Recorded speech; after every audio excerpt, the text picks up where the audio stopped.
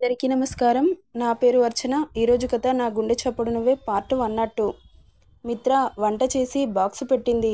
అమ్మ నిత్య, lunch ready అయింది, వచ్చి తినండి.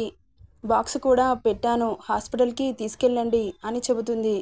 మేడ్, ఓకే మిత్ర, వస్తున్నాం అంటూ కిందకి వచ్చి ముగ్గురు కూర్చొని తింటుండగా కిరణ్ వస్తాడు. నిత్యని చూసి చిన్నగా ఐవింగ్ చేయగానే పాప సిగ్గుపడిపోతుంది. అన్నయ్య మీరు తినండి అంటుంది శ్వేత. నేను ఇప్పుడే లంచ్ చేసి వస్తున్నాన్రా, మీరు తినండి. మిమ్మల్ని హాస్పిటల్కి తీసుకెళ్ళమని చెప్పాడు మీ బావగారు.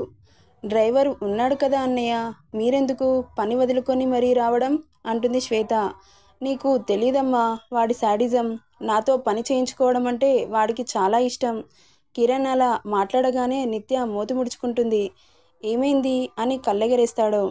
"హ్మ్" అని ఫేస్ పక్కకు తిప్పుకుంటుంది.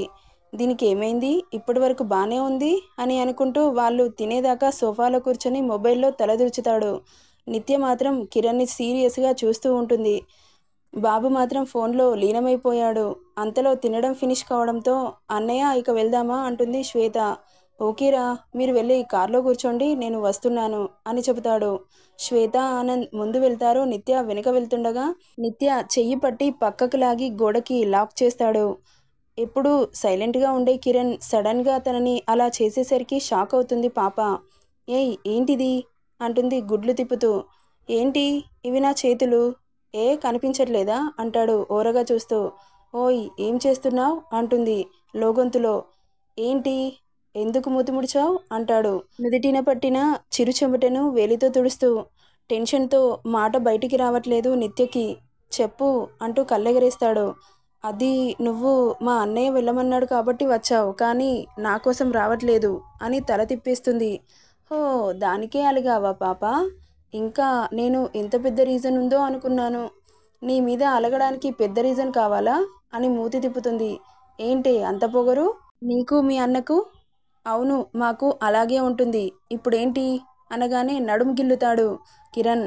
అబ్బా సచ్చినోడా, ఏంట్రా ఇలా చేశావు అని అరుస్తుంది. అరవకే సీల్రాకాసిలాగా, మా చెల్లికి వినబడుతుంది. మరి ఎందుకురా గిల్లేశావు? పొగరు చూపిస్తున్నావు కదా కాబోయే మొగుడు మీద. ఆ మాత్రం కంట్రోల్లో పెట్టుకోకపోతే మీ అన్నయ్య నువ్వు ఇద్దరూ కలిసి నా తల మీద శివతాండవం చేస్తారు. నోరు తెరిచావనుకో నా నోటికి పని చెప్పాల్సి వస్తుంది అని ముడుచుకున్న పెదవుల మీద చిన్నగా కిస్ పెట్టి అక్కడి నుండి వెళ్ళిపోతాడు కిరణ్. కిరణ్ వెళ్ళిపోయాడు, కానీ ఇక్కడ పాప పరిస్థితి అయోమయంగా ఉంది. ఆమె గుండెని అదుపు చేసుకోవడం ఆమె వల్ల కావట్లేదు. కిరణ్ కారులో కూర్చొని కార్ స్టార్ట్ చేసి హారన్ కొడుతూ ఉంటాడు. ఆ సౌండ్కి ఉలిక్కిపడి తేరుకుంటుంది నిత్య. మెల్లగా అటు ఇటు చూసి అలజడిగా ఉన్న మనసుని కంట్రోల్లోకి తెచ్చుకొని అక్కడి నుండి బయటికి వెళ్తుంది నిత్య. బయటికి వచ్చి కారులో కూర్చొని కిరణ్ని డైరెక్ట్గా చూడలేక తల విండోలో దూర్చింది. నిత్యని చూసి తనలో తానే నవ్వుకుంటున్నాడు కిరణ్. అంతలో హాస్పిటల్ రావడంతో కారు ఆపుతాడు. అందరూ దిగి లోపలికి వెళ్తారు. కిరణ్ లక్ష్మిని చూసి ఆఫీస్కి వెళ్ళిపోతాడు.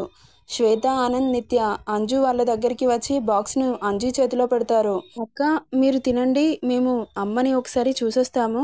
సరే శ్వేత, వెళ్ళండి. ముగ్గురు లక్ష్మి దగ్గరికి వచ్చి చూస్తారు. లక్ష్మి తన పిల్లల్ని చూసి దగ్గరికి పిలుస్తుంది. శ్వేత, ఆనంద్ అమ్మ దగ్గరికి వెళ్తారు. ఎలా ఉందమ్మా? బావుంది అని తల ఊపుతుంది. కళ్ళల్లో నీళ్లు చేరుతాయి శ్వేతకి. ఆనంద్ కూడా అమ్మ అంటూ ప్రేమగా పిలుస్తాడు. పిల్లలిద్దరిని దగ్గరికి తీసుకుంటుంది లక్ష్మి. వాళ్ళ కళ్ళని చేతితో తుడుస్తూ ఏడవద్దు అని తలూపుతుంది. ఇక్కడ హర్ష వెళ్ళినప్పటి నుండి పనిలో మునిగిపోతాడు. ఆఫ్టర్నూన్ లంచ్ టైంకి కాల్ చేస్తాడు. అంజు లంచ్ చేశారా? ఇప్పుడే తింటున్నాం. నిత్య చెల్లి వాళ్ళు లంచ్ బాక్స్ తీసుకొచ్చారు అనగానే మార్నింగ్ వాళ్ళు చేసిన ఘనకార్యం గుర్తొస్తుంది హర్షకి. తనలో తనే నవ్వుకుంటూ ఉండగా ఏమైంది సైలెంట్ అయిపోయావు అంటుంది. ఏం లేదు ఊరికే. సరే కానీ నువ్వు లంచ్ చేసావా అంటుంది. తమరు తినిపించలేదుగా అంటాడు. అదేంటి హర్ష అంటుంది. మరి వచ్చి తినిపించనా? వద్దులే, నేనే తింటాను, ఊరికే అన్నాను అంటాడు. ప్లీజ్ హర్ష, తిని పని చేసుకో, తినకుండా చేయకూడదు, ఓకేనా అంటుంది. ఓకే ఓకే తిన్నానులే. అమ్మా ఎలా ఉంది? బాగుంది. ఏదైనా తీసుకుందా? జ్యూస్ తాగింది, ఇంతకుముందు సూప్ తాగించాం. Okay bye, take care. Okay నువ్వు మాత్రం తిను, లేకపోతే నేనే వస్తాను. వద్దులేవే, తిన్నాను. ఓకే బాయ్ అని కాల్ కట్ చేస్తాడు హర్ష. శ్వేత ఆనంద్ వాళ్ళ అమ్మ దగ్గరే కూర్చుంటారు. ఇక్కడ నిత్య మార్నింగ్ వాళ్ళు చేసిన ఘనకార్యం గురించి వివరిస్తుంది. అంజు నవ్వలేక కడుపు మీద చెయ్యి పెట్టుకుంటుంది. హా, ఇంకా మీ అన్నగారు ఏం అనలేదా? చాలా కోపం వచ్చింది కానీ మా ఫేస్లు చూసి చల్లబడిపోయాడు వదినా. మా అరగంట్ అన్నగాడు. తల మీద ఒక్కటిస్తుంది సింధుజ. ఏంటే నా కొడుకుని అరగంట్ అంటున్నావు? హా, మీ తల్లి కొడుకులు ఒకే పార్టీ. వాడు నా మీద ఎంత కోపడినా కానీ ఏమనవు. నేను ఒక్క మాట అంటే ఎంత కోపం వస్తుందో చూడు. నీకు వాడంటేనే ఎక్కువ ఇష్టం. పో మామ్ అని మూతి ముడుచుకుంటుంది. అలా ఏం కాదురా, నాకు ఇద్దరూ ఎక్కువే అంటూ తనని దగ్గరికి తీసుకుంటుంది. కానీ నిత్య ఫేస్లో తండ్రి లేని లోటు కొట్టొచ్చినట్లు కనబడుతుంది సింధుజకి. వెంటనే కళ్ళల్లో నుండి గిర్రున నీళ్లు తిరుగుతాయి. అది గమనించిన అంజు ఆమె చేతి మీద చేయి పెట్టి నిమురుతూ ఉంటుంది. ఇక శ్వేత వాళ్ళు వెళ్ళి చాలాసేపు అవుతుండడంతో వాళ్ళ దగ్గరికి వెళ్ళి, శ్వేత మీరు ఇంటికి వెళ్ళండి నాన్న అంటుంది. అంజు వాళ్ళదక్క ఇంకాసేపు ఉంటాం అంటుంది శ్వేత.